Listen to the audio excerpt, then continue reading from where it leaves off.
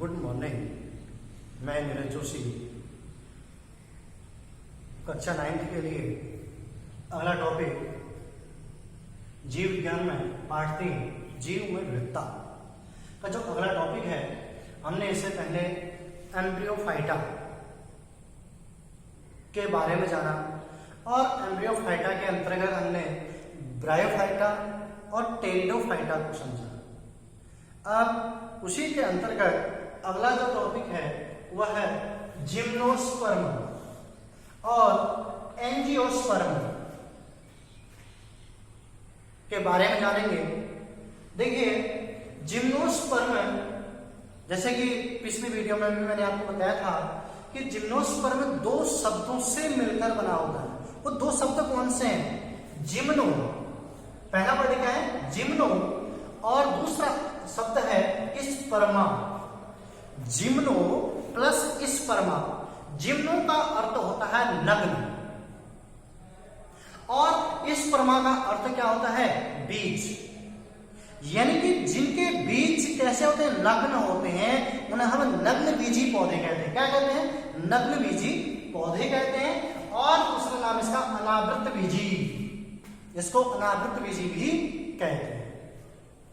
दूसरा देखिए, एंजियोस्पर्म। अगला क्या है? एंजियोस्पर्म। ये भी देखिए दो शब्दों से मिलकर बना होता है, एंजियो प्लस स्पर्मा। एंजियो का मीन्स होता है ढका हुआ, यानी कि आवरण युक्त, और स्पर्मा का अर्थ होता है बीज। यानी कि जिनके बीज कैसे हो? आवरण से ढके हों, या सीधे सीधे हम कह सकते हैं फल के अंदर स्थित होते हैं। कहां पे हैं ये? फलों के अंदर स्थित होते हैं, इसीलिए इनको आवृत बीजी भी कहते हैं। क्या कहते हैं? आवृत बीजी भी कहते हैं। अब देखिए, एंजियोस्पर्म की अगर हम विशेषताओं को देखते हैं तो एंजियोस्पर्म की जो पहली विशेषता है, यानी कि इनके जो पौधे होते हैं वो बहुवर्षीय होते हैं। कैसे होते हैं? बहुवर्षीय। बहुवर्षीय का मीन्स क्या होता है? जो कई सालों तक पाए जाते हैं। जैसे चीड़ का पेड़ आपने देखा होगा, और सिट्रस यानी कि देवदार का वृक्ष आपने देखा होगा। ऐसे ही साल, सागवान इत्यादि के वृक्ष आपने देखे होंगे। तो ये सब कैसे हैं? बहुवर्षीय। कैसे हैं? बहुवर्षीय। आपने जैसे कुछ फसलों के बारे में अगर हम देखते हैं, जैसे गेहूं, धान की अगर आपने फसल देखी तो वो हर 6 महीने में तैयार हो जाती है। लेकिन अगर हमने एक चीड़ का, एक नींबू का पेड़ लगा दिया, नींबू का ही पेड़ लगा दिया, वो कैसा है? बहुवर्षीय। कई वर्षों तक क्या होता है? जीवित रहता है। अगला क्या है? काष्ठीय। काष्ठीय मतलब कठोर, लकड़ी। और कैसे होते हैं? शुष्कोद्भिद होते हैं। कैसे होते हैं? शुष्कोद्भिद होते हैं। अगर हम इस जिम्नोस्पर्म के अंतर्गत जो पौधे आते हैं, जैसे देवदार और चीड़, अगर आप इनकी पत्तियों को देखेंगे, इनकी पत्ती कैसे होती है? नुकीली होती है, यानी कि सुई के समान होती है, सुई सदृश होती है। कैसी होती है? सुई सदृश, यानी कि पत्ती कैसे होती है? शंकरी होती है, निडल के समान। निडल आपने देखी होगी घरों में, सभी के पास निडल से पाई जाती है। निडल के आकार की होती है। कैसी होती है? निडल के आकार की। इसको हम कह सकते हैं सुई सदृश, सुई के समान दिखाई देने वाली संरचना। और इनमें जो रंध्र उपस्थित है, रंध्र यानी कि स्टोमेटा, वो कैसे होते हैं? वो गड्ढों में धसे होते हैं। और रंध्र की क्या विशेषता होती है? आपको पहले भी आपको बताया होगा कि जो स्टोमेटा होते हैं वह पौधे के वायवीय भाग, तना और पत्ते में क्या होता है? सूक्ष्म मात्रा में क्या होता है? असंख्य छिद्र पाए जाते हैं, जो वातावरण से क्या करते हैं? गैसीय आदान प्रदान करते हैं, गैसीय विनिमय करते हैं, और ये वाष्पोत्सर्जन की क्रिया में भी क्या होते हैं? सहायक होते हैं। तो ये रंध्र के क्या थे? कार्य। क्लियर? ये 9th में रंध्र का चित्र और रंध्र के बारे में भी पूछा जाता है। रंध्र क्या है? ये ऐसे क्या कार्य है? वेरी वेरी इंपोर्टेंट टॉपिक रंध्र। समझा गया ना? पौधे के वायवीय भाग, तना और पत्ती की बाह्य सतह पर छोटे छोटे असंख्य सूक्ष्म छिद्र पाए जाते हैं, जिसे हम क्या कहते हैं? रंध्र कहते हैं। और रंध्र गैसों का आदान प्रदान और वाष्पोत्सर्जन की क्रिया में क्या होते हैं? सहायक होते हैं। अगर देखिए इनकी पत्तियों पर क्या होता है, जो उपचर्म का एक क्या होता है, मोटा आवरण लगा होता है। अगला इनमें क्या करा है कि इनमें इनके जो जाइलम में, यानी कि इसमें जो जाइलम और फ्लोएम, उसके अंतर्गत क्या कह रहा है कि वाहिकाओं, जाइलम में वाहिकाओं और फ्लोएम में सह कोशिकाओं का क्या होता है, अभाव होता है। देखिए आपने जब ऊतक वाला जो पाठ पढ़ा होगा तो उसमें संवहन ऊतक के प्रकार देखे होंगे, जिसमें जाइलम और फ्लोएम।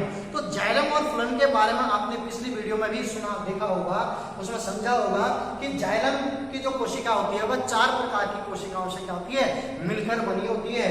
जो जाइलम की जो 4 प्रकार की जो कोशिकाएं हैं उसमें पहला क्या है, वाहिनिकाएं, ट्रैकिड्स, वाहिकाएं और जाइलम पेरेन्काइमा, जाइलम फाइबर्स, ये 4 प्रकार की कोशिकाएं होती हैं। लेकिन जो वाहिकाएं होती हैं वो क्या होती है, यहाँ पर अनुपस्थित होती हैं, यानी कि इसका क्या होता है, अभाव होता है। ऐसे ही देखिए जो फ्लोएम होता है, फ्लोएम में भी क्या करें, सह कोशिकाओं का क्या होता है, अभाव होता है। अब देखिए फ्लोएम भी 4 प्रकार की कोशिकाओं से बना होता है। पहली है चालनी नलिकाएं, क्या है, चालनी नलिकाएं। दूसरा सह कोशिकाएं और तीसरा फ्लोएम पेरेन्काइमा और फ्लोएम फाइबर। तो यहां पर क्या करा, देखिए सह कोशिका, जो सहायक कोशिकाएं होती हैं उनका क्या होता है, यहां पर अभाव होता है। तो इनमें यानी कि इसके अंतर्गत जो पौधे आते हैं, अब उसमें भोजन का परिवहन, पानी का परिवहन किसके द्वारा, वो वाहिनिकाएं के द्वारा और चालनी नलिकाओं के द्वारा होता है। क्लियर? अब देखिए अगला, इनके जो पुष्प होते हैं वो कैसे होता है, वह शंकु के आकार के होते हैं, शंकु के समान होते हैं। इनके पुष्प कैसे होते हैं, कोन्स के आकार के होते हैं। कोन्स आपने कोण पढ़ा होगा, ठीक है, जोकर के ऊपर से जैसे कैप होती है, टोपी जोकर वाली, वही है शंकु। अब दूसरा क्या करा, ये एक लिंगी होते हैं। कैसे होते हैं, एक लिंगी। अब एक लिंगी का मीन से क्या होता है, देखिए ऐसे पौधे जिसमें पुंकेसर या स्त्री केसर में से केवल एक उपस्थित होता है, केवल क्या एक उपस्थित होता है, वो एक लिंगी कहलाता है। अगर उसमें पुंकेसर है तो वह नर पुष्प कहलाएगा, अगर उसमें स्त्री केसर है तो वह मादा पुष्प कहलाएगा। इस प्रकार से हम उसको डिफाइन कर सकते हैं और उसको पहचान भी सकते हैं कि ये नर पुष्प है और ये कैसा है, मादा पुष्प। अब देखिए अगला, इनमें जो परागण की जो क्रिया होती है वह परागण वायु के द्वारा होती है। किसके द्वारा होती है, वायु के द्वारा। अब यहां पर देखिए परागण क्या होता है। जब आपने पुष्प को अगर ठीक से देखा होगा तो उस पुष्प में क्या पाया जाता है, उसके अंदर की आपने संरचना देखी है, पुष्प का कलर कैसा होता है, रंग बिरंगा होता है, तो उसे हम कहते हैं दल कहते हैं। और उसके बाहर का अगर आपने देखा होगा उसे बाह्यदल कहते हैं। बाह्यदल कैसा होता है, हरा होता है, ग्रीन कलर का होता है। ग्रीन कलर का होता है तो उसमें हरित लवक पाया जाता है। जब हरित लवक पाया जाता है तो क्या होगा, उसमें क्या होगा, प्रकाश संश्लेषण की क्रिया के दौरान वो अपना भोजन बना सकते हैं, यानी कि भोजन बनाने में क्या होता है, सहायक होते हैं। तो उसके अंदर जो तंतुनुमा जो संरचनाएं होती हैं उन्हें हम पुंकेसर कहते हैं, और उसके अंदर एक और संरचना पाई जाती है उसको हम कहते हैं स्त्री केसर। जब परागकोश, देखिए यहां पर देखिए इस प्रकार की संरचना, इस पर ये देखिए ये घुंडीनुमा, इसको बोलते हैं परागकोश। और इसी परागकोश में बनते हैं परागकण। जब परागकोश से परागकण कहां पहुंचते हैं, वर्तिकाग्र में पहुंचते हैं। कहां पहुंचते हैं, वर्तिकाग्र में पहुंचते हैं, तो उस क्रिया को क्या कहते हैं, परागण कहते हैं। और फिर उसके बाद निषेचन की क्रिया प्रारंभ होती है। उसके बाद किसकी क्रिया प्रारंभ होती है, निषेचन की क्रिया प्रारंभ होती है। इसलिए इनमें जो परागण होता है, कौन सा परागण रहता है, वायु परागण। और जिम्नोस्पर्म के अंतर्गत देखिए साइकस और पाइनस दोनों बातें क्लियर हो गया। अब अगला देखिए, अगला है आकृतबीजी, यानी कि एंजियोस्पर्म। जैसे मैंने अभी पहले बताया कि इनके बीज क्या होते हैं, फलों के अंदर स्थित होते हैं। कहां होते हैं, फलों के अंदर, यानी कि इनका बीज क्या होता है, ढका हुआ होता है, आवरण युक्त बीज होता है। लेकिन देखिए ये क्या होते हैं, सबसे अधिक विकसित पौधे होते हैं। जो आवर्तबीजी की जो विशेषता है वो क्या है, सबसे अधिक विकसित पौधे होते हैं।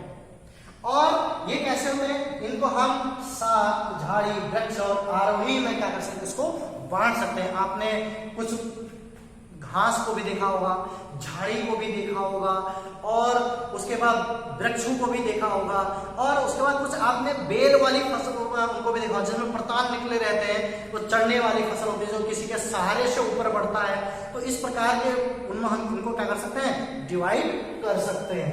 अब आगे क्या करें, ये एक वर्षीय भी होता है, द्विवर्षीय और बहुवर्षीय भी होता है। जैसे आप कुछ फसल सब्जियों को देख लो, अगर हमने किसी भी फसल को अगर खेत में बोया है, उसी का एक निश्चित अवधि होती है। अगर हमने उस निश्चित अवधि के अंतर्गत उसका उपभोग नहीं किया तो क्या हो जाएगा, सड़ जाएगा या समाप्त हो जाएगा। लेकिन अगर हमने नींबू का पेड़ लगा दिया, हमने किसी फलदार वृक्ष लगा दिए, या छायादार वृक्ष लगाए, या इमारती लकड़ी वाले लगाए, तो ये कैसे होते हैं, ये बहुवर्षीय होते हैं। कैसे होते हैं, बहुवर्षीय, यानी कि कई वर्षों तक क्या होते हैं, ये जीवित रहते हैं। आपने पीपल का पेड़ देखा होगा, ठीक है, राइट, समझ में आ गया होगा।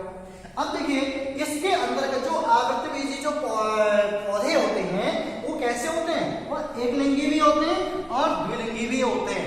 अभी एक लिंगी अभी बताया था, देखिए द्विलिंगी क्या होता है, जिसमें नर जनन अंग और मादा जनन अंग यानी कि दोनों क्या होते हैं, प्रेजेंट होते हैं। दोनों क्या होते हैं, प्रेजेंट होते हैं, या क्या कह सकते हैं, पुंकेसर और स्त्री केसर दोनों क्या होते हैं, एक ही पुष्प पर क्या होते हैं, उपस्थित होते हैं। तो ऐसे पौधे को क्या कहते हैं, द्विलिंगी कहते हैं। क्या कहते हैं, द्विलिंगी कहते हैं। जैसे सरसों है, मटर है, गुड़हल है, सूर्यमुखी है, ये कैसे हैं। अब देखिए अगला क्या कहना है, इनमें जो परागण होता है, इनमें जो परागण होता है वह जल के द्वारा भी होता है, वायु के द्वारा भी होता है, और कीटों के द्वारा भी होता है, और पक्षी के द्वारा भी होता है।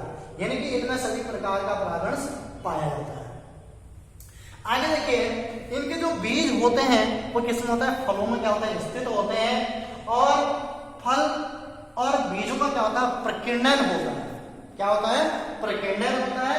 और इसको भी आवर्तबीजी को भी हम दो भागों में डिवाइड कर सकते हैं, एक बीजपत्री और द्विबीजपत्री।